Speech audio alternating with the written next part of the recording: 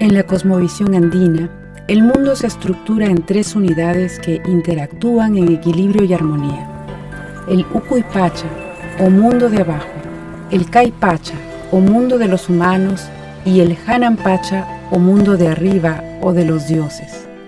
Cuando estos mundos dejan sus lugares establecidos y se invierten, el caos se produce.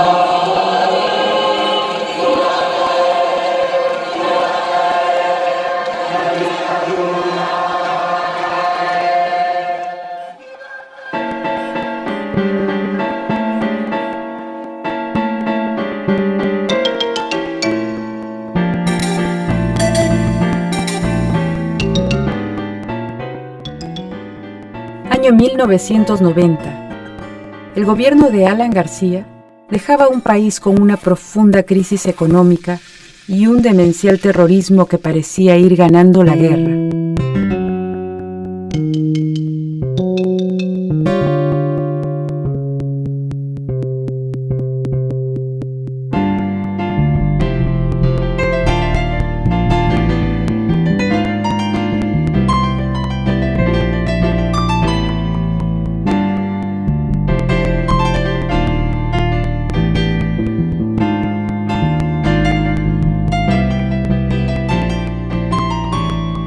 Particularmente en la sierra hemos pensado de que podría traer una tecnología Fujimori, como es un país adelantado, es un país desarrollado, entonces por lo tanto que Fujimori podría traer una tecnología adecuada para el país, el empleo más adecuado tal vez para el país, eso se había pensado. ¿Y qué se esperaba de Fujimori?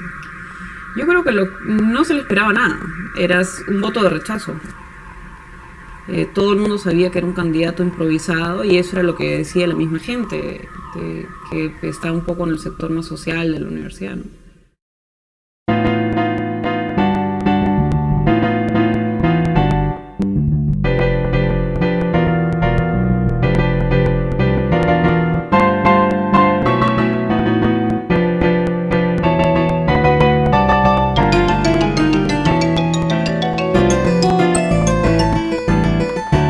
Montesinos fue presentado a Fujimori el 9 de abril de 1990 por el sociólogo Francisco Loaiza para arreglarle unos asuntos que estaban trayendo problemas a su campaña presidencial. ¿Cuál era la carta de presentación de Montesinos para Fujimori? ¿Vale? Es decir, ¿qué le dijo usted sobre este personaje para que él pensara que le iba a servir? Bueno, el hecho de que Montesinos en ese momento era asesor de dos fiscales supremos, uno de Negri y el otro Méndez Jurado, le daba una solvencia profesional. Además estaba muy vinculado a la defensa de ciudadanos norteamericanos vinculados al narcotráfico, que la embajada norteamericana lo había escogido a él, ¿no? O sea, que era un personaje que se movía en el mundo judicial con mucha habilidad. Y bueno, desgraciadamente la ofensiva que desató Olivera en contra de Fujimori por una supuesta evasión tributaria. ¿Supuesta o cierta? Bueno, a la final se comprobó que era cierta, ¿no? O sea, él había subvaluado algunas operaciones. Hacía cada vez menos, mucho más peligroso, digamos, el asedio contra Fujimori. Como yo estaba prácticamente en el estratega de la campaña de Fujimori, Fujimori era mi candidato, por tanto tenía que desatar, digamos, las acciones más aptas para que lo pueda liberar a Fujimori de esa acusación, ¿no? Y es por eso que se le plantea llevar a Montesinos. Ahora Fujimori, cuando se entera de quién se trata, y además cuando Montesinos le explica los procedimientos para liberarlo de este tema, lo asume con sumo agrado, ¿no? ¿Y cuáles eran esos procedimientos? Dilatar el proceso. Yo voy a lograr que la Fiscalía dilate este proceso, cosa que cuando se vea ya usted es presidente, ¿no? Montesinos tomó como centro de operaciones al Servicio de Inteligencia Nacional, que le ofrecía múltiples ventajas. Dependía directamente del presidente de la República. Nadie lo fiscalizaba y le brindaba cobertura para montar su aparato de espionaje. Ahí vivió, ahí conspiró, compró conciencias y ordenó crímenes. Y ahí el propio Fujimori pasaba temporadas acompañado por sus hijos. ¿Se dio cuenta? No. ¿No se dio cuenta en la cámara? No me preocupé que se da cuenta. No se está oscuro, no se ve nada. No se nota. ¿Cuándo te vas? Sí. Lo voy a seguir bonito. Pero no se da cuenta, felizmente, ¿no? Y esa cámara digital es mucho mejor. Sí.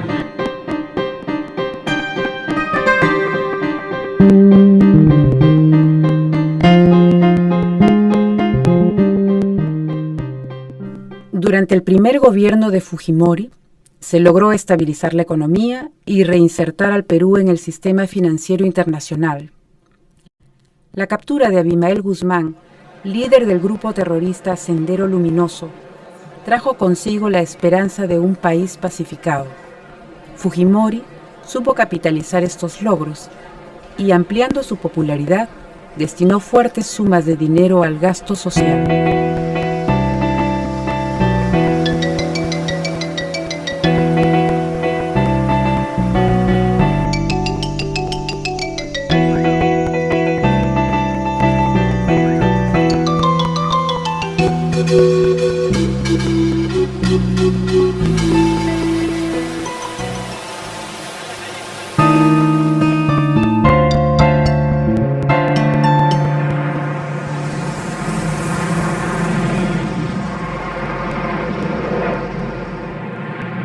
Primero,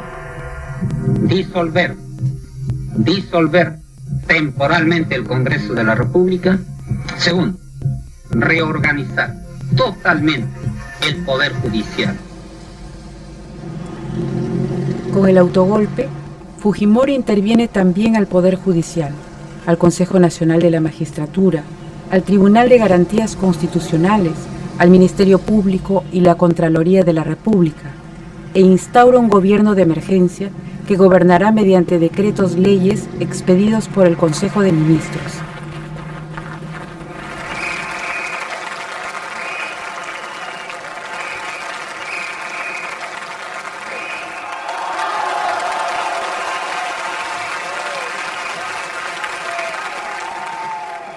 En ese contexto, sí, la mayoría de la población hace un trueque de da democracia, ¿no? O sea, algo así como deja caer el régimen democrático a cambio de orden y de seguridad. Y por eso el golpe del 5 de abril tiene más del 70% de aprobación ciudadana. Pero también te dice mucho del país, te dice mucho de lo débil que es todavía sensibilidad, el pensamiento democrático en el país, de lo débil que son las instituciones democráticas, y de también las discriminaciones y exclusiones del país. Después de todo, la violencia era allá lejos, golpeaba sobre todo a campesinos, pobres, indígenas, quechohablantes, ayánicas, y bueno, mientras fuera allá, un sector importante de la opinión pública volteaba la cara y decía ya que acabe esto lo más rápido posible. Yo no diré nada, pero que acabe, ¿no? El autogolpe es uno de los momentos más tristes, yo creo, del periodismo peruano, ¿no? Porque, y sobre todo de la televisión, diría yo, porque todos colapsaron, todos los canales realmente se rindieron ante el autogolpe. Hubo muy poca crítica, mucha colaboración y, por cierto, encuestas a favor del autogolpe, ¿no? Entonces, los medios de comunicación que nos opusimos al autogolpe, nos sentimos muy solos. La prensa se partió en dos. Como creo que se partió en dos la sociedad, ¿no? Es cierto que en uno de los grupos había mucho más gente que en el otro, pero en la prensa hubo pues una suerte de repliegue que no fue voluntario, nos replegaron, y a los que trabajábamos en televisión y que teníamos una actitud o una posición de cuestionamiento en principio y otros de oposición abierta, porque hubo matices respecto de la dictadura y respecto de la corrupción, nos sacaron de la televisión a todos. Los que quedaron aceptaron, expresan en algunos casos y tácitamente en otros, que ellos apoyaban esa forma de gobierno y ese sistema.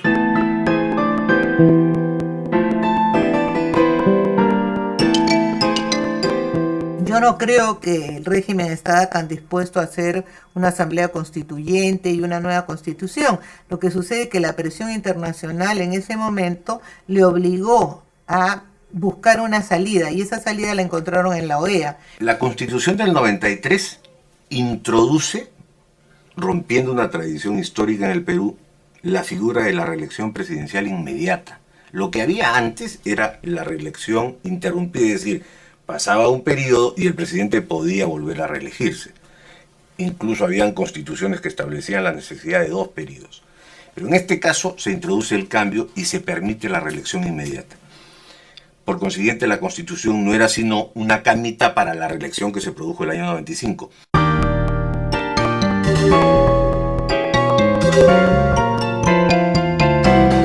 El 15 de noviembre de 1991.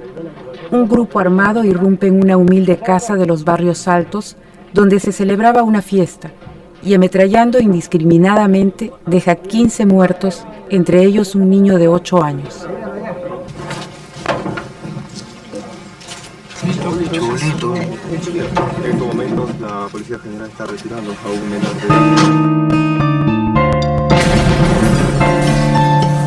de 16 de julio de 1992.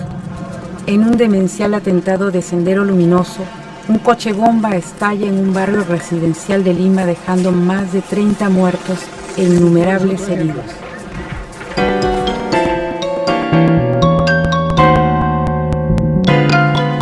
El 17 de julio, un grupo armado ingresa a la Universidad La Cantuta y secuestra a 10 estudiantes y un profesor. Nunca más fueron vistos con vida.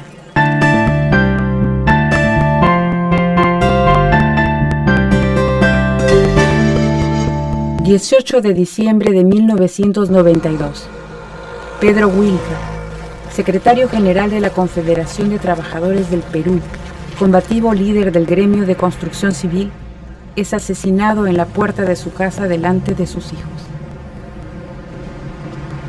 Nosotros fuimos los primeros en publicar, ¿no es cierto?, en publicar, recabar ahí y publicar un casquillo, ¿no?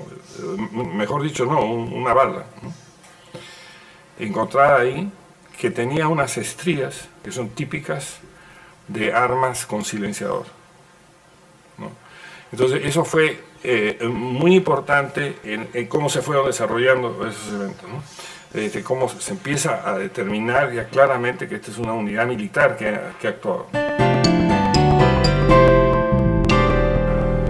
Se señala que se trata básicamente de encubrir la acción dentro de una acción de rastrillaje, que se captura a las 11 personas, se les embarca en vehículos calificados aquí, a quien pertenecen, y se abandona el centro de estudios. Luego hay una parte que es tremenda, dice, aproximadamente a las 4:15, después de hecha ya la detención, se entrega los capturados a un oficial, todo con nombre y apellido, grados, etc. Debido a que el tiempo apremiaba, toma la carretera central con dirección a Lima y en plena marcha ordena a los integrantes de su equipo ejecutar a todos los capturados. Inicialmente se coordinó para enterrarlos en un lugar seguro, pero como el tiempo les jugó una mala pasada y la luz del alba estaba cerca, cuando se encontraban a la altura de Huachipa, proceden a enterrarlos en las chacras que quedan al pie de la carretera Ramiro Prealé. Algunos congresistas parece que han confundido o interpretado mal las cosas y suponen equivocadamente que mi actitud de respeto al CCD les está dando carta blanca para atropellar y agraviar al ejército peruano y a las Fuerzas Armadas, a las cuales represento. Y eso no lo voy a tolerar. Bueno, en el 13 de noviembre del 92, un grupo de militares decidieron golpear a Montesinos, a Hermosa y a Fujimori, que habían dado pues, el golpe el 5 de abril. Y ellos planearon un golpe, el general Salinas Lledó, sus hombres planearon el golpe y al final abortó, ni siquiera abortó el golpe, porque no llegaron a darlo, pero se quedaron en el planeamiento. Al ser apresados, estos militares fueron torturados, fueron maltratados y vejados, ellos y sus familias. Entonces, estos oficiales empiezan a dar algunas pistas, a confirmarnos cosas que nosotros presumíamos por las desapariciones. Y a partir de allí consigo dos fuentes que tenían que ver, que habían estado en la formación del Grupo Colina, pero que habían terminado fuera porque no habían cumplido con los requisitos, ¿no? O sea, tener absoluta sangre fría para poder asesinar a quien fuere, aunque sea un niño de 8 años que trate de abrazarse de su padre, como ocurrió en la pollada de Barrios Altos. Entonces, estos dos agentes empiezan a contarme, esto es ya diciembre del 92, y en abril del 93 pudimos publicar en Garetas la investigación que revelaba la existencia, el nombre, la conformación del grupo y dos de los crímenes más escandalosos que habían cometido, ¿no? Barrios Altos y La Cantuta, además de las fotografías de los integrantes y los cabecillas, ¿no? Eso fue muy difícil, fue un trabajo del que yo me siento más orgullosa en mi carrera.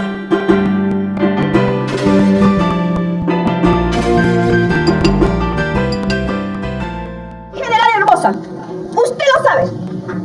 Quiero que su ejército siga respetando los derechos humanos y que no avale a través de una cúpula a un pequeño grupo de asesinos.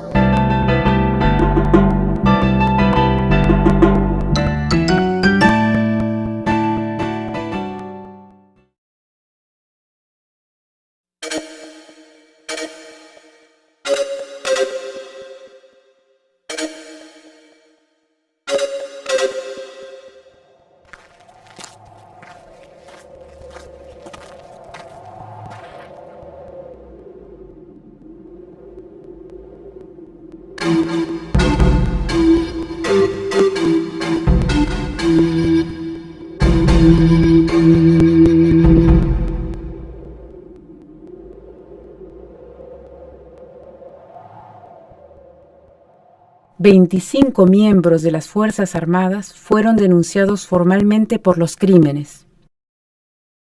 En un proceso sumarísimo y secreto, un tribunal militar encontró culpable a un grupo de oficiales y suboficiales ordenando su prisión.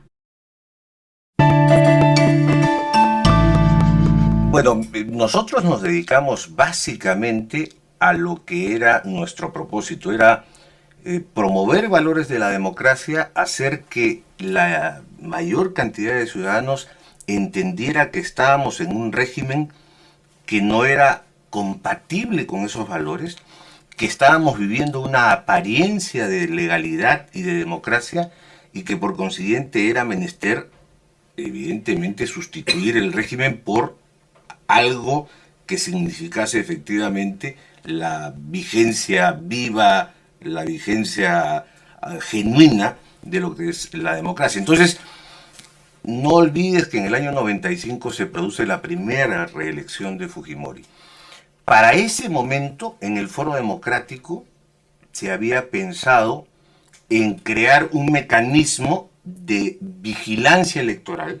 Transparencia se funda en el 94 y se funda con dos objetivos que creo que hasta el día de hoy siguen vigentes. El primer objetivo es educativo. La idea es que había que hacer un trabajo de educación democrática, sobre todo con los jóvenes. Y la segunda idea es que aquellas elecciones, la del 95, esas iban a ser las difíciles. Entonces había que conservarlas para asegurarse de que fueran limpias, de que no hubiera fraude, con la ilusión de que las del 2000 iban a ser las fáciles, ¿no? Esa es la historia.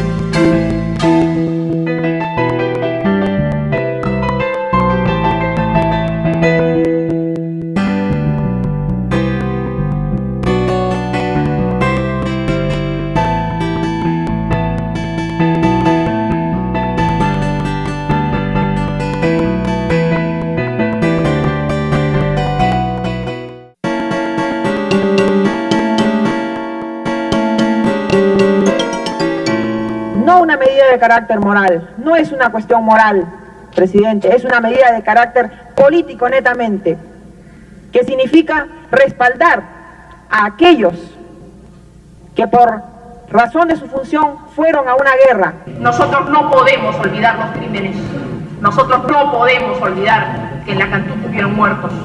Nosotros, señor presidente, no tenemos por qué hacernos eco de los miedos del general Hermosa Ríos, porque los tanques, señor presidente, porque sus amenazas y su chantaje no eran una muestra de solidaridad con el ejército peruano, era el miedo, señor, que tenía, el miedo a la investigación que nunca concluyó. Artículo primero. Concédase amnistía general al personal militar, policial o civil, cualquiera que fuere su situación militar o policial o funcional. Un día estábamos aquí y de pronto alguien me llama por teléfono y me dice: Delfín, van a amnistiar a los criminales de la Cantuta. Y de Barrios Altos. Y de Barrios Altos. Entonces yo le dije al Quintanilla: oye, no nos podemos quedar con los brazos cruzados.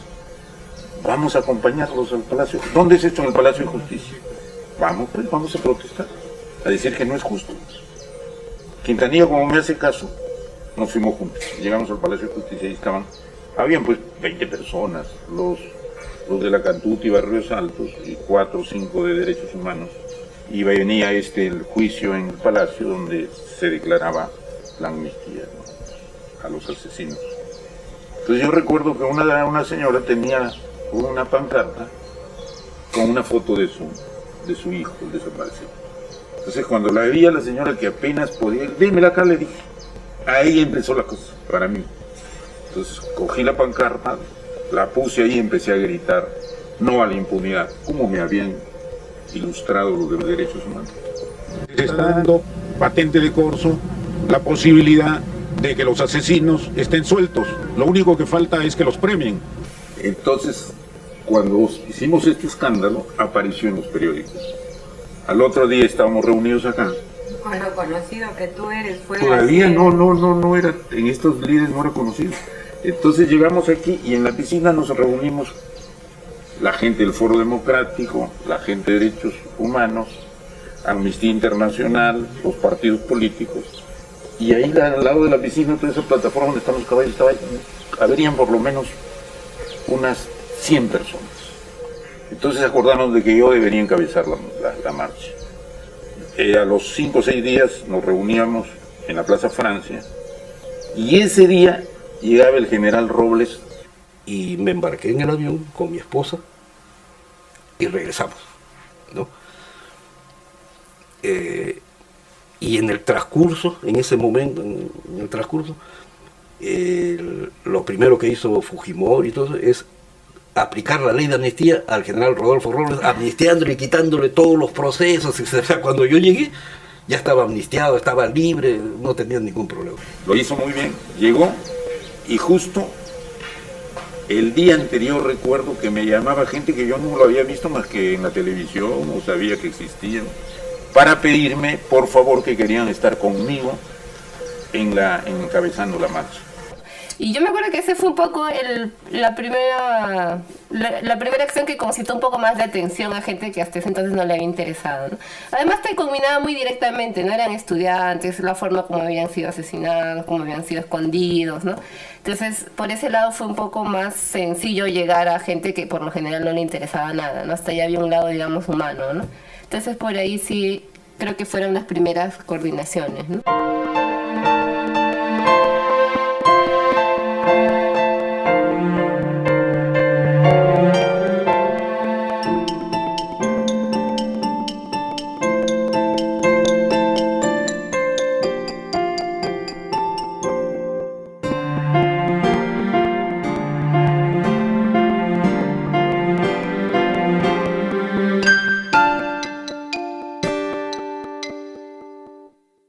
Entonces se ingresa ya en una etapa, abiertamente ya en el 96, 97 se está en una etapa preelectoral de la reelección. Es decir, la idea de que tiene que haber un gobierno pues, de 20 años, una especie de Marcos de las Filipinas, ¿no es cierto? Ese ya es el tema, ¿no? Cómo legitimar la segunda reelección y cómo ir juntando las piezas para eso. Una razón de Estado puede ser nada, pero entonces hay que hacer las cosas necesarias para que pueda elegir. Claro, no, en mi óptica son otros los métodos más útiles. ¿Cuáles son? A ver, ¿cuáles? Tenemos un jurado de criterio, el jurado pues es el que haga lo que tiene que hacer. Sí, no, pero que tampoco no le podemos al jurado, como se llama, quitarle la ley de la religión y dejarlo sin el elemento que ellos van a poder...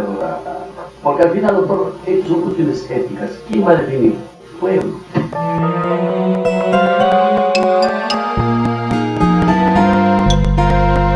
¿Cómo explicarías tú el artificio legal que fue esta ley? El argumento de ellos fue que la reelección de Fujimori del 95 no fue una reelección, sino la primera elección con la nueva constitución. Y en la línea lógica de ese absurdo, porque si tú partes de un sofisma, vas a seguir en el sofisma. No vas a llegar a la verdad, vas a seguir en el sofisma. Entonces, ellos decían, como la Constitución fue aprobada el año 93, el año 95 se produjo la primera elección de Fujimori. Y el año 2000 se produce la reelección que permite la Constitución. Entonces, aquí hay un error de suma y un error de historia. Para ellos, 1 más 1 no son 2, sino 3. Y por otro lado, para ellos, del 90 al 95 no existe, porque no hubo presidente. ¿Y qué hicimos? Hicimos uso del propio instrumento que el régimen de Fujimori dictó para autoproclamarse democrático. Entonces, se la dan de demócratas y dictan una ley de participación ciudadana. Y en la ley de participación ciudadana recogen la figura del referéndum. ¿Y qué establecen?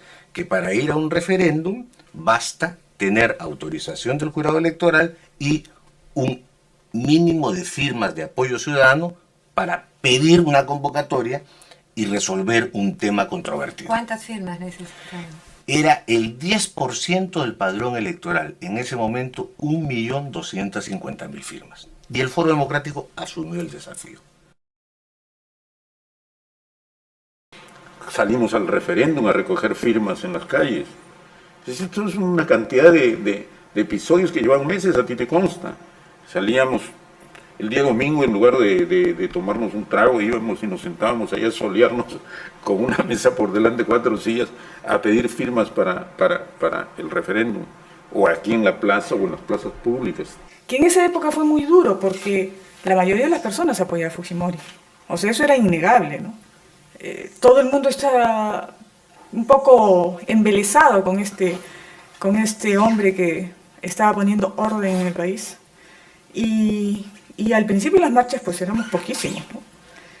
Pero poco a poco la gente pues fue tomando conciencia de ello. Y yo creo que lo que ayudó muchísimo, y por eso quizás para mí fue algo muy importante, porque me hizo ver claramente que el camino era el activismo en la calle, ¿no? A partir del recojo de firmas para el referéndum. El presidente de la República puede serlo por 2 periodos de 5 años cada uno, y cuando multiplica 5 por 2 dice que es 15, es decir, que va hasta el año 2005. Y no se preocupen que en el año 2005 va a decir, ay, me equivoqué, comencemos a contar de nuevo.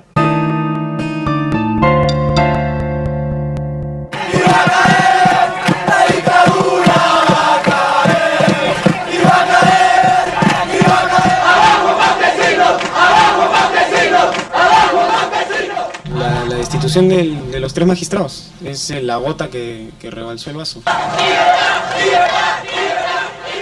La frase que por toda la universidad pusimos fue basta de indiferencia. ¡Somos estudiantes! ¡No somos terroristas! ¡Somos estudiantes! ¡No somos terroristas! ¡Somos estudiantes! ¡No somos terroristas!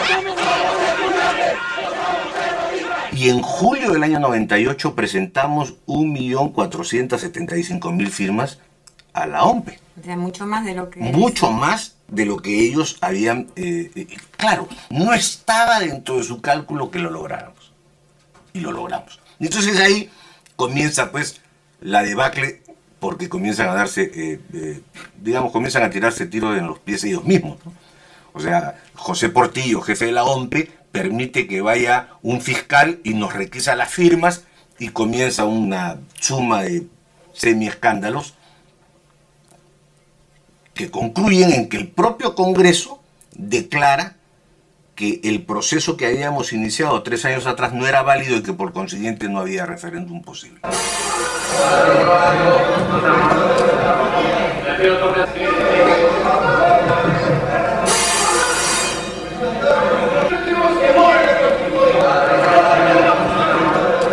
Por el sí, 45 señores congresistas, y por el no, 67, y una abstención. En consecuencia, el proyecto de ley número 3924 ha sido rechazado. 45 por el sí. Por el no, 67. 45 a 67. ¡Murió la democracia!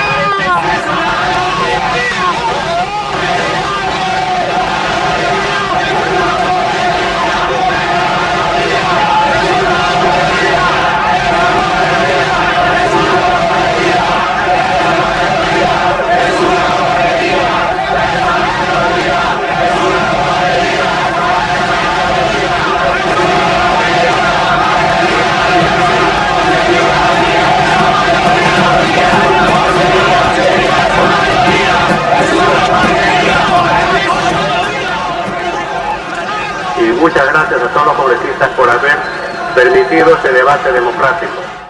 Al ver ya que había gente que ya se había despertado, o como decíamos en ese momento, ya el miedo se había acabado, ya estaba la esperanza y la perspectiva de que en algún momento esto tenía que crecer, ¿no?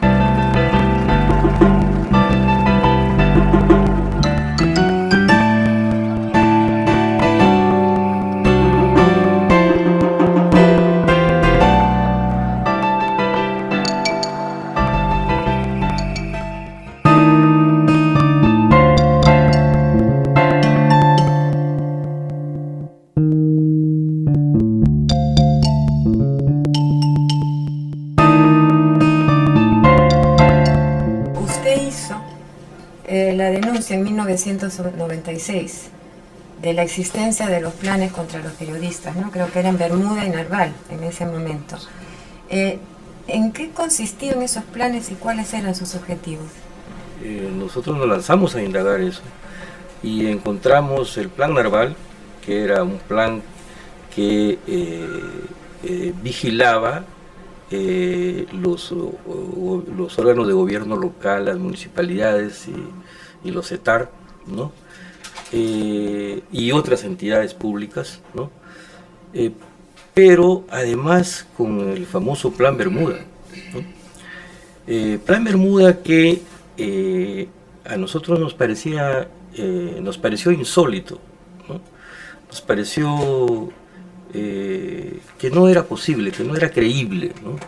¿Cómo en ese marco era posible un plan como el que recibimos a través de información de agentes de inteligencia para atentar contra el periodista César Hildebrand? Y aquí está esta fotografía que pertenece a una agente llamada Susana Saavedra.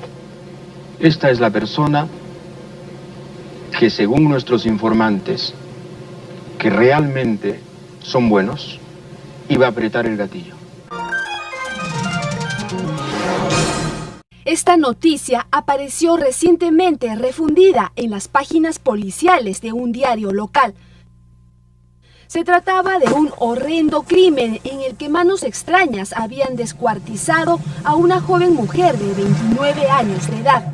Su nombre, Mariela Barreto Riofano, una agente del Servicio de Inteligencia del Ejército, que para más señas fue nada menos que la mujer de Martín Rivas, el oficial del Ejército peruano acusado hace algunos años de ser el autor del crimen de la Cantuta.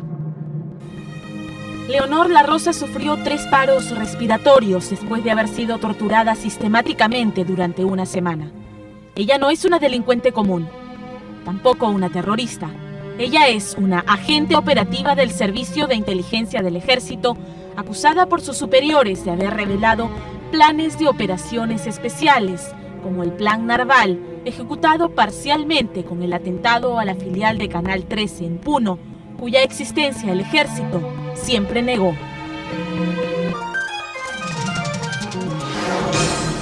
Hoy por hoy, uno de los secretos mejor guardados sobre este personaje tiene que ver con sus ingresos. ¿Cuánto gana Vladimiro Montesinos? Se trata de una información tan reservada que ha sido negada incluso al Pleno del Congreso por el presidente del Consejo de Ministros, Alberto Pandolfi. Contrapunto, sin embargo, averiguó los atractivos y nada desdeñables ingresos del segundo hombre más poderoso del Perú, quien solo en 1995 facturó por sus honorarios profesionales más de 1,5 millones de nuevos soles. A comienzos de esta semana, en un lugar de Lima que por obvias razones no podemos precisar, una fuente sumamente confiable hizo entrega a Contrapunto de un valiosísimo material. Se trataba nada menos que de cassettes de audio y 2 disquetes de computadora conteniendo una indignante información. Por primera vez en los últimos años, estos cassettes de audio y estos disquetes pueden probar finalmente y de manera irrefutable que en el Perú el espionaje telefónico es una terrible realidad. Y lo que es más grave, es un arma que se viene utilizando cada vez con mayor fuerza contra políticos y periodistas. Esas informaciones remecen el ambiente y viene toda esta etapa de represión contra Canal 2, que es el principio del fin del régimen, me parece, ¿no? Porque es una de las peores equivocaciones que pudo cometer.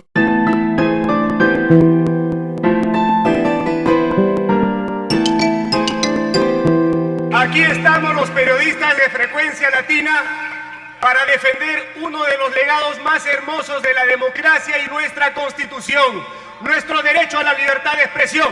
Frecuencia Latina, el pueblo está contigo. Frecuencia Latina, el pueblo está contigo. Aquí, allá. El miedo se acabó, aquí, allá, el miedo se acabó. ¡Vamos a este barrio, y no de japonés!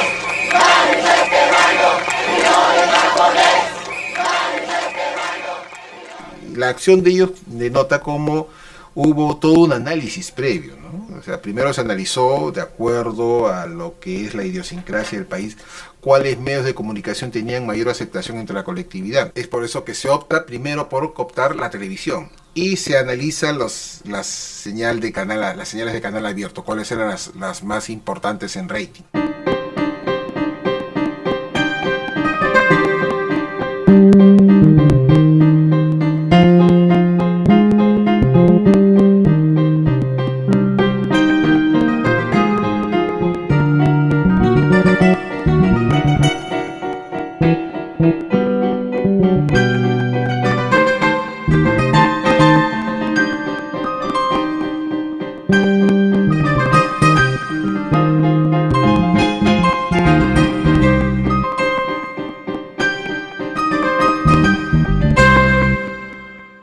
Una vez que se coopta lo que es la televisión, se pasa a los medios de prensa. Y en medios de prensa ellos analizan que era difícil hacer lo mismo, porque la prensa escrita era mucho más sólida, ¿no?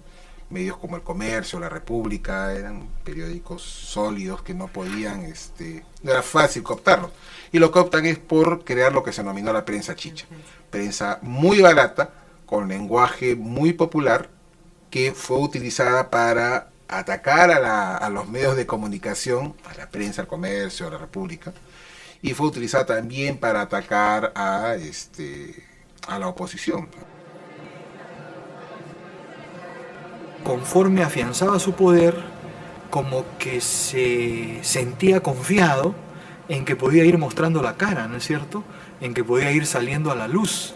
Y al final ya lo hace pues con descaro, ¿no? Entonces ahí la vanidad lo pierde, ¿no? Yo creo que es la vanidad y la sensación de omnipotencia, ¿no?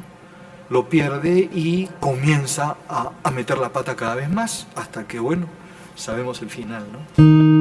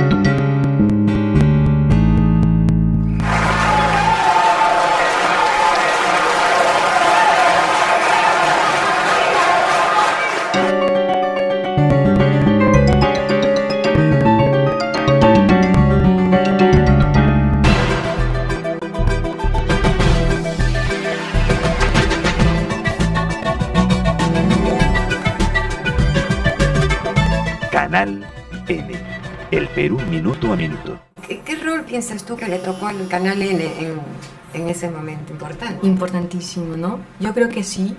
Al principio Montesinos no le hizo caso, no le preocupó, porque era un canal en el cable y además era un proyecto novedoso que él no conocía, por lo tanto lo subestimó.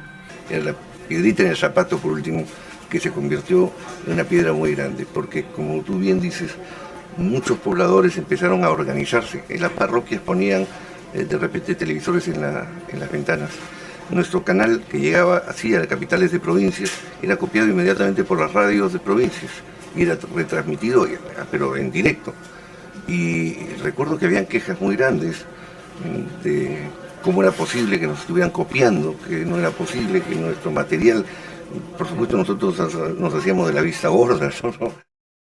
He decidido inscribir mi candidatura para la presidencia de la República para el periodo 2000-2005 y liderar esa opción democrática.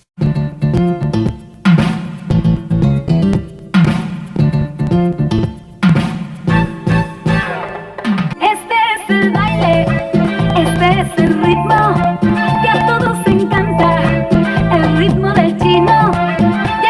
La costa, ya llegó a la sierra, también en la selva, el ritmo del chino. ¿Cómo lo recuerdas vinculándolo con el rol que jugó la OMP en ese proceso? Bueno, era claro que en realidad el proceso electoral del año 2000 estaba lleno de vicios y que allí los órganos electorales, en realidad no solo la OMP, sino el Jurado Nacional de Elecciones, están involucrados, sea de manera activa o sea de manera pasiva, en el proyecto reeleccionista de Fujimori. Y se baila así, y se mueve así. El ritmo del chino es el de Perú 2000. Y te gusta a ti, y me gusta a mí. El ritmo del chino es el de Perú 2000. Bueno, firmado el acuerdo de gobernabilidad, se inicia otra etapa, ¿no? Esta etapa siguiente ya era la de buscar un candidato unitario. Toledo hace un gesto y dice, yo pongo mi candidatura, renuncio a la candidatura en favor del candidato unitario. Y este gesto lo impulsa, ¿no? Lo impulsa y de repente comienza a crecer, ¿no? Y se convierte en el hombre, ¿no?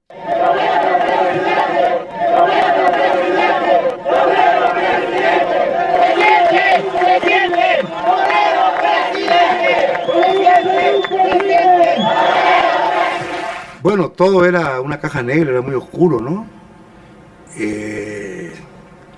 Por ejemplo, el acceso al software era prácticamente imposible, era una especie de secreto en que la OMP se manejaba. Nada daba para demostrar que había un fraude, pero todo era sospechoso, ¿no? Y entonces en esos días previos nos reuníamos mucho, casi diariamente, casi, los que estábamos haciendo observación, o sea, el defensor del pueblo, Jorge Santisteban, el jefe de la misión de la OEA, Stein, la misión europea, nosotros, íbamos analizando lo que pasaba y compartiendo nuestras preocupaciones. Y cuando llegó ese día, pues teníamos todos los peores pronósticos, ¿no?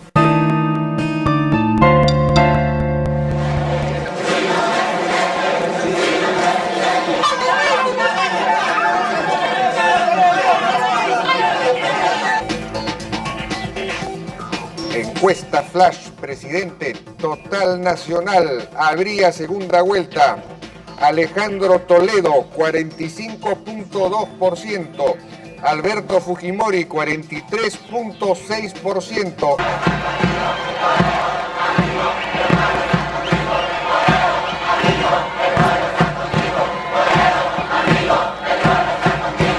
Y de entre las 4 de la tarde y las 8 de la noche comienza el reloj a revertirse. A sacarle a Toledo y a subir Fujimori. Y comienza la verdadera lucha. 7:47 de la noche, esto es la proyección de mesas al 59%, votación presidencial, este es el total nacional. Alberto Fujimori, 47.2%, Alejandro Toledo, 42.8%, Alberto Andrade, 3.1%. Me roban la elección y quería ganar en primera vuelta. 8 de la noche, 9 de la noche, 10 de la noche. Y ya llega Fujimori de 41, ya llega a 49, 49 y pico, y dependiendo, si no movilizo y llamo a la gente, si los jóvenes, con esa pureza de su coraje, no se hubieran puesto de pie, si la gente enfurecida, que ya venía cojándose, como decía desde antes, la sociedad civil en general, él hubiera ganado en primera vuelta.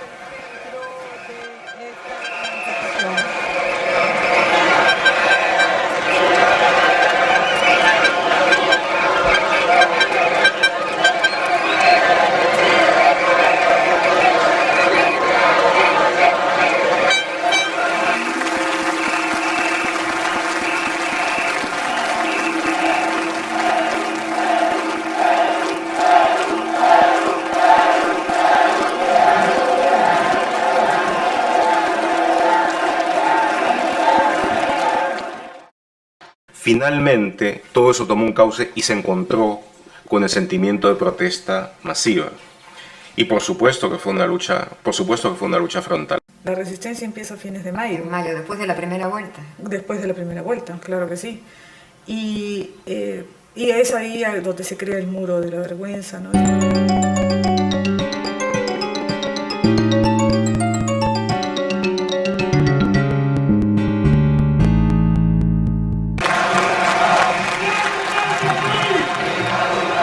A mí personalmente me pasaba eso, que se me dio por bordar punto cruz a la hora del almuerzo, cuando yo venía a descansar y bueno, pues me sentaba frente al Canal N y bordaba mi punto cruz con desesperación. Éramos tan pocos realmente en la lucha por la resistencia a sus inicios, que cuando veíamos que también se movilizaban en Arequipa o en Piura o en Lima y las imágenes las veíamos en el Canal N, eso realmente nos reconfortaba. Yo creo que el gran aliento que nos echó ese canal ha servido para consolidar ese grupo de resistencia en el país.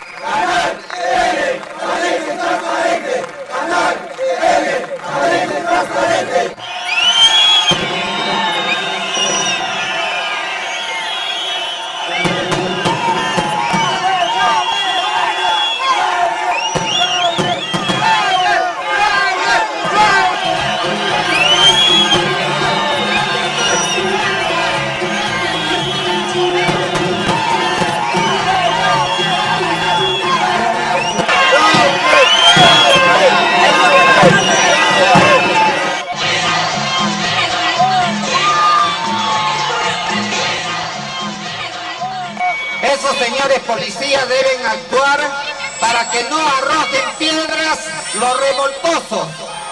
General,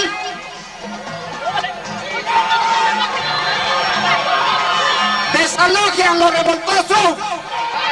Policías.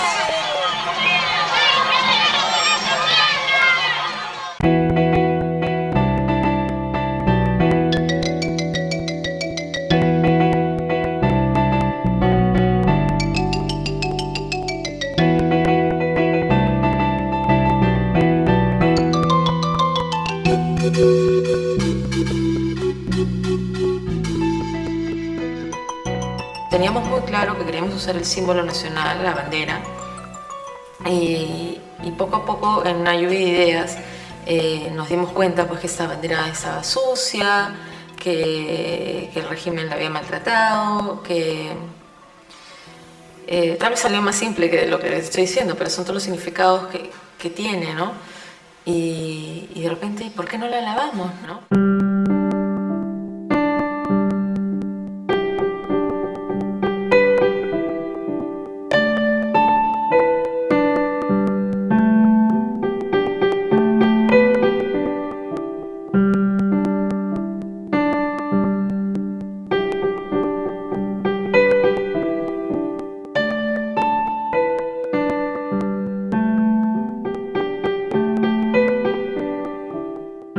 Mira, yo recuerdo mucho que un día que lavaba banderas pasó una colega mía, una amiga, que también es notaria, y yo la invité, ¿no?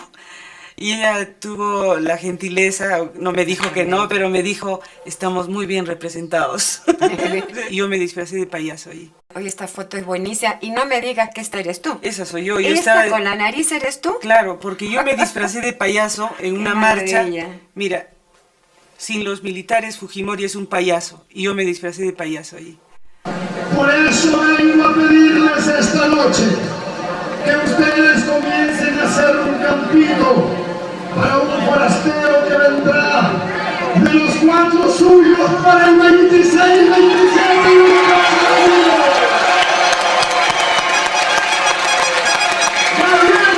¡Ya viene la marcha de los suyos!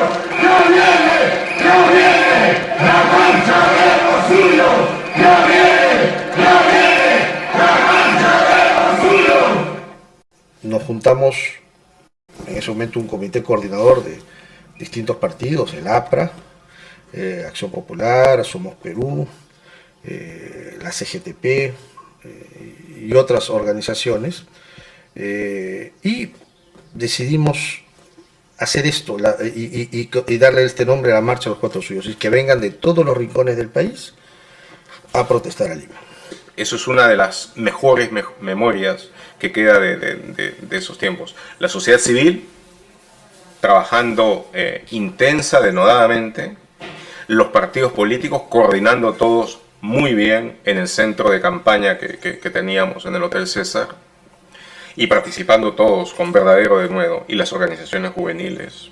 El término Cuatro Suyos corresponde a la división territorial del Imperio del Tahuantinsuyo en la época de su mayor apogeo: Chinchaysuyo, Collasuyo, Antisuyo y Contisuyo. Se organizaron 4 comandos a nivel nacional, donde se distribuía geográficamente los departamentos que correspondían a estos mandos.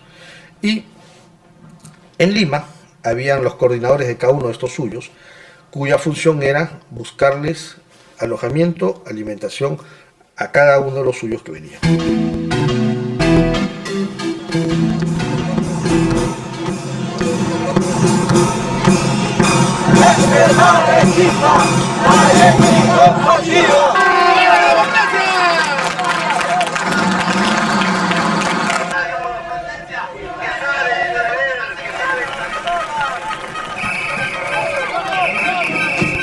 Nos hemos reunido, señor presidente, para reconocerlo como nuestro jefe supremo de las Fuerzas Armadas y Policía Nacional para el periodo 2000-2005.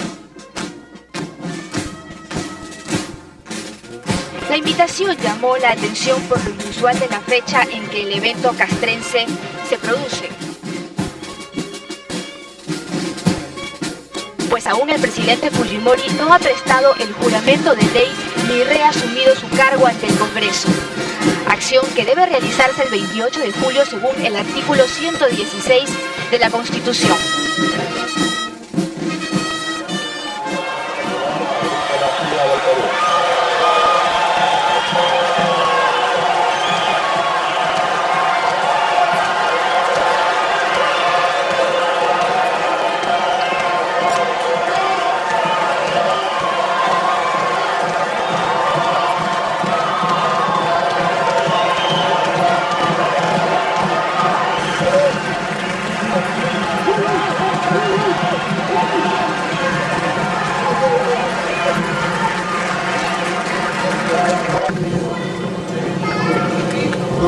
Señor congresista electo, juro usted confió por la patria, cumplir fielmente sus deberes, proceder conforme a la Constitución y a las leyes, observar el principio constitucional de no sujeción a mandato imperativo y guardar secreto sobre los asuntos tratados en las sesiones secretas. Por Dios, por la plata, por la patria.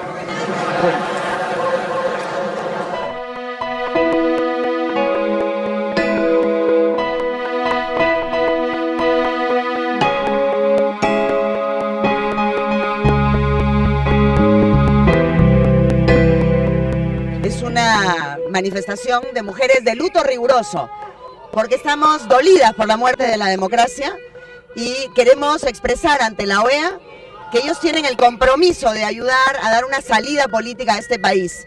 Y nosotros consideramos que esa salida solo puede ser con elecciones, sin Fujimori, en condiciones de igualdad y de justicia.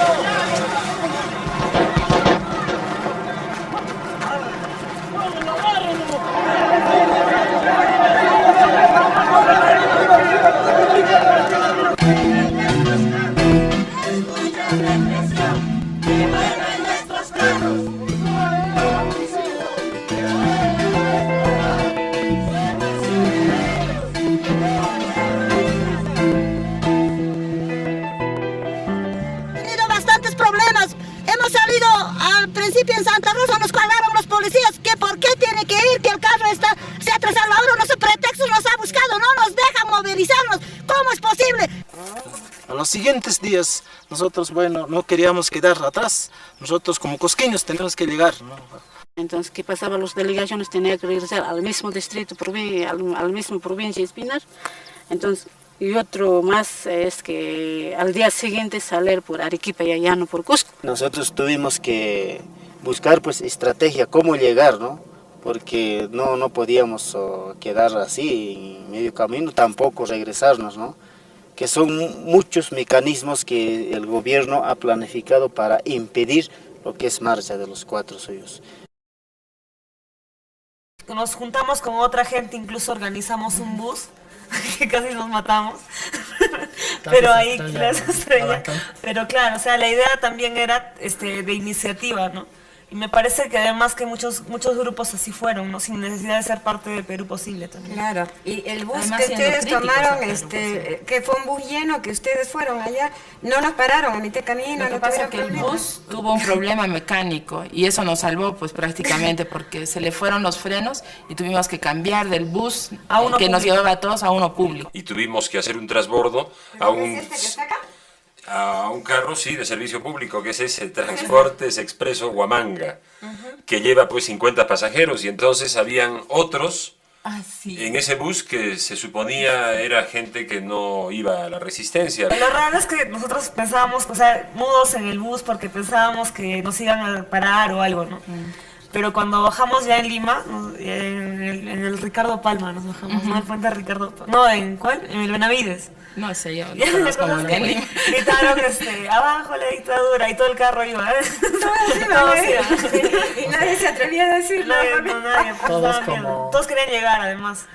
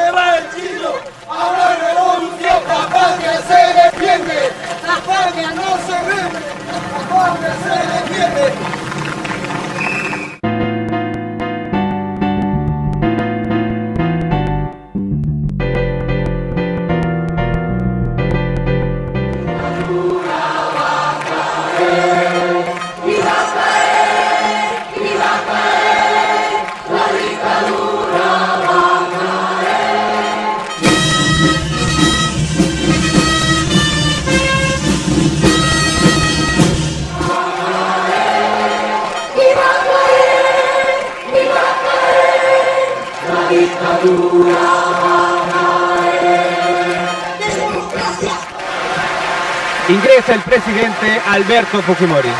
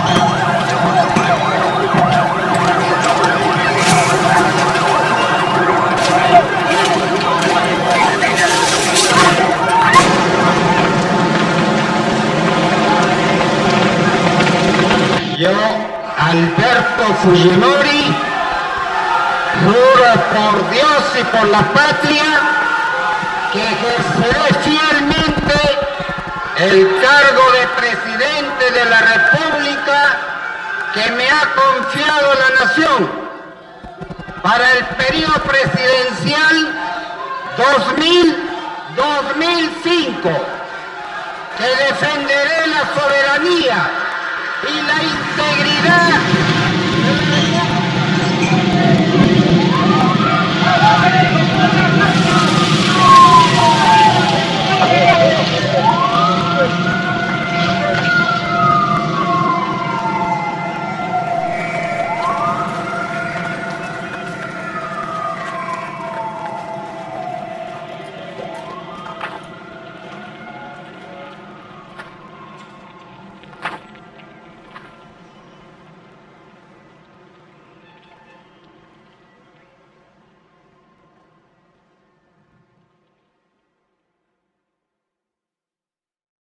Lo que queda ahora en la memoria es ese último día.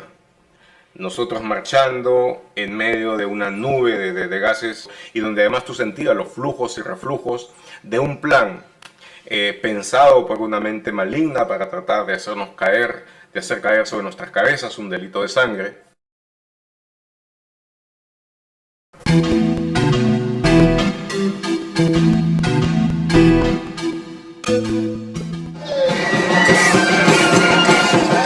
Y de repente veo que pasan los paisanos con sus vestidos, cantando, felices. Habían habido 2 días de marcha y no había pasado nada. Ellos querían que la fiesta seguía, pero no sabían que allá estaban disparando. Y yo, que no puedo con mi genio, veo a los soldados que... Digo, ¿dónde van? No van a maltratar a esa gente que no tiene nada que ver. Los vi decididos. ¿Para qué dije eso? Me apuntaron a la cara, pero así como un pelotón de fusilamiento, de frente al rostro, y veo que la bala viene así, oye, la veo que viene así, una cosa, esa tracción que tiene, y cuando la veo que ya está un segundo, hago así, y me cae así, y me parte si me cae en el ojo, en los ojos, hubiera ciego. Yo había ido con una bolsita y un trapo empapado en vinagre, ¿no? Y agua, y eso era lo que tenía. Y en un momento dado se me ocurrió, como a veces tengo la suerte de que incluso algunos policías en el momento en que están en la represión me pasan la voz y me saludan, me dicen, señora Elfina, ya pues me verán que ando siempre en esto, o será ya por las canas, no sé. Me confié y pensé que iba a poder hacer algo, o sea, conversar con estos señores, ¿no? Y avancé con mi banderita y con mi bolsita, solita. Yo de pronto me vi pues entre 2 fuegos, ¿no? Empecé a retroceder para juntarme con mi gente y era terrible porque ya no podía ver nada, ya ahí sí caí como un sapo estirado, creo, porque era el humo y todo esto, y yo he sentido ya que unos muchachos, alguien ha venido y me ha arrastrado y me ha llevado hasta el grifo atrás y ahí me aventaron el agua, ¿no? El sol se había puesto y empezaba a oscurecer. Y bueno, yo recuerdo que las 3 corríamos y parecía que corríamos en cámara lenta porque nos disparaban de todo lado. Cosa sorprendente absolutamente, porque no había un alma. Y llorábamos las 3, ¿no? De indignación, de desasosiego y y de pena, ¿no? Porque escuchábamos las noticias y efectivamente había habido muertos y bueno, uno se sentía, no sabía qué hacer en ese momento, ¿no? Parecía que lo que habíamos hecho no tenía ningún sentido. Lava, lava la bandera, limpia, limpia tu país. Pon la basura en la basura, se acabó la dictadura. Ese día también es un día bastante importante porque este fue el primer lavado después del 28 de julio, donde murieron los 6 vigilantes del Banco de la Nación. Entonces nosotros decidimos hacerlo con crespón negro, ¿no? El símbolo de luto. ¿Cuánto tiempo después de la represión de los 4 suyos empezaron a lavar de nuevo? No, inmediatamente.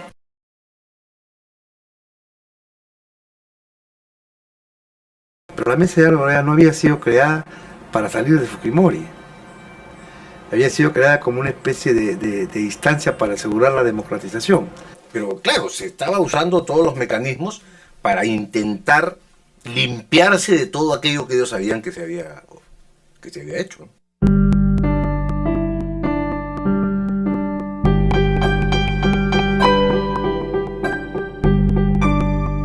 Pon la basura en la basura, se acabó la dictadura.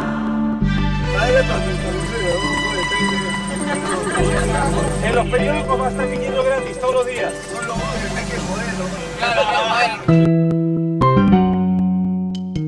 En el viaje hacia Iquitos lanzaban en paracaídas desde este avión Ilyushin 72 exactamente en este punto una cantidad determinada de armas en cada viaje. Las detenciones aquí en el Perú han sido realizadas exclusivamente por autoridades peruanas que fueron noticiadas por el Servicio de Inteligencia Nacional.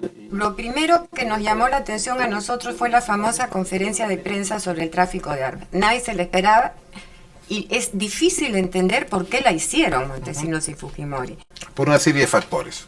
Económico, que no es el primordial.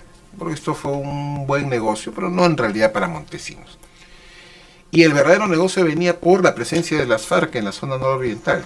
¿Por qué? Porque mientras se mantuviera vigente el peligro de FARC en la zona nororiental, esto permitiría incrementar los gastos de la Fuerza Armada y mantener la zona de emergencia, lo que traía como consecuencia además que nadie se preocupara de verificar si lo que se compraba estaba bien o no. Lo que pasa es que Montesinos se da cuenta que él ya ha sido descubierto. ¿Por qué?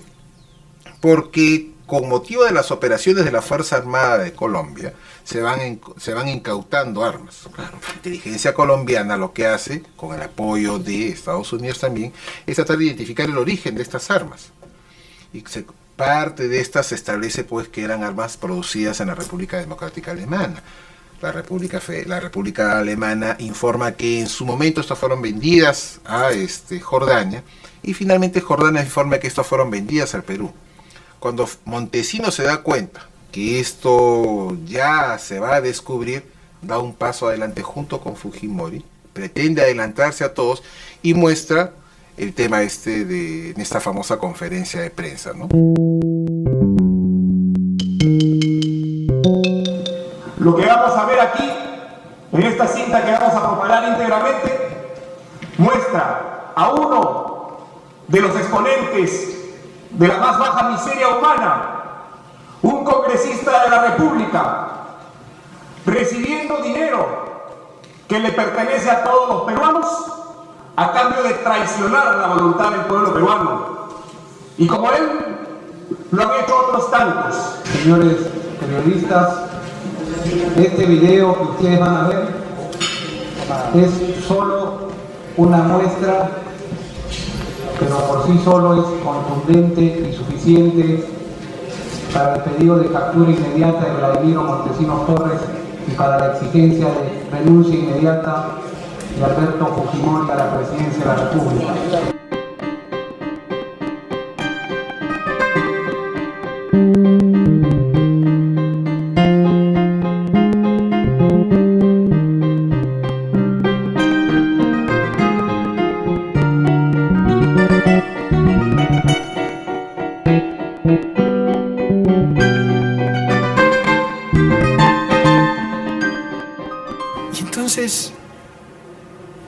nosotros pues estábamos convencidos de que el mundo de arriba, por hacer términos también medio quechuas, ¿no es cierto? Este era el real, y que por ahí abajo habían pues como sombras, en fin, que se movían estos agentes haciendo sus operativos, pero de repente resulta que no, que es allí, en ese mundo, que ese mundo que parecía de sombras es más bien donde el poder real se compra, se vende, se negocia, y nosotros aparecemos casi reducidos a sombras, ¿no? Para las cuales el voto, por consiguiente, no vale nada. La política mostraba su insoportable levedad, y lo que quedaba como pesado y como real era este mundo de corrupción, de descaro, de este mundo pues subterráneo de cloacas, ¿no?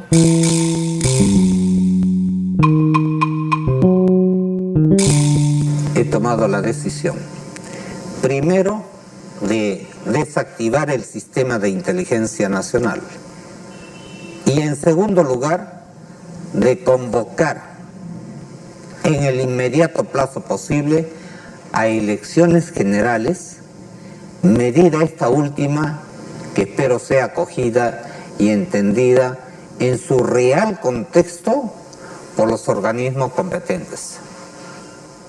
En esas elecciones generales, de más está decirlo, no participará quien habla.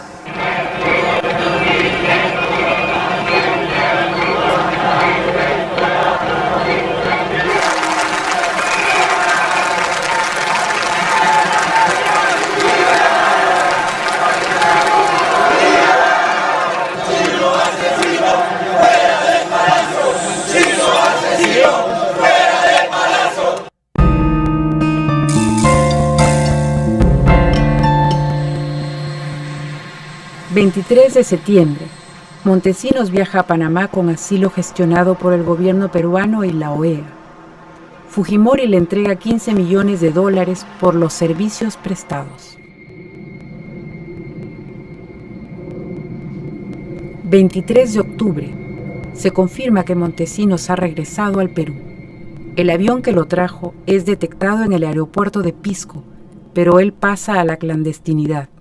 Fujimori lo busca desesperadamente.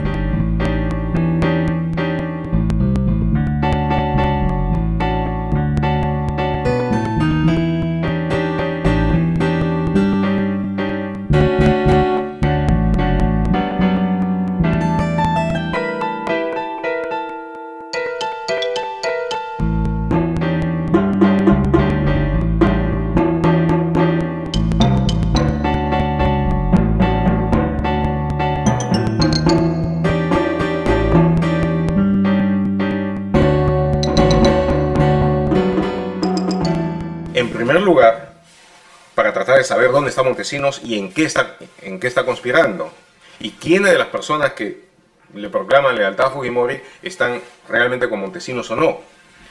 Y luego, junto con eso, las evidencias, la información, los videos que pudiera tener Montesinos y que Fujimori conocía perfectamente que estaban en su poder. El 29 de octubre, Montesinos fuga en un velero con rumbo desconocido.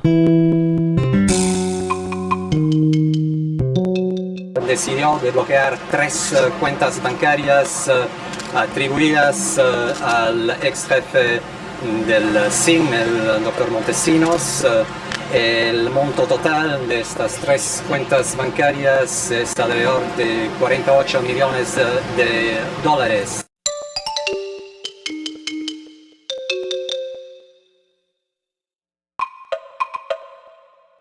Y ahí se incauta un conjunto de maletas bastante pesadas que, con el permiso del general, y entre ellas también se encuentran relojes, joyas, documentos de diversos tipos.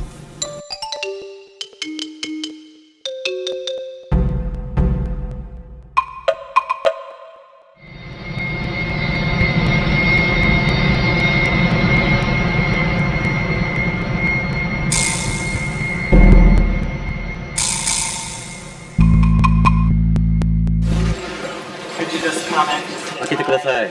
Okay.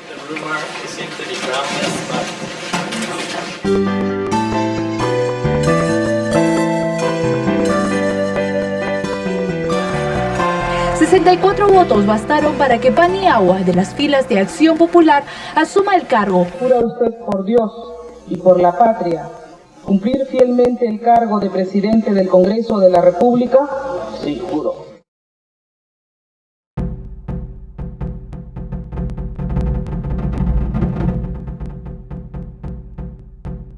Artículo primero. Declaración de permanente incapacidad moral del presidente de la República. Declárase la permanente incapacidad moral del presidente de la República, ciudadano Alberto Fujimori Fujimori, según lo establecido por el inciso 2 del artículo 113 de la Constitución Política del Perú. Artículo segundo. Declaración de vacancia de la Presidencia de la República. Declárase la vacancia de la Presidencia de la República, debiendo aplicarse las normas de sucesión establecidas por el artículo 115 de la Constitución Política del Perú. Han votado a favor 62 señores representantes. En contra 9, se han abstenido 9.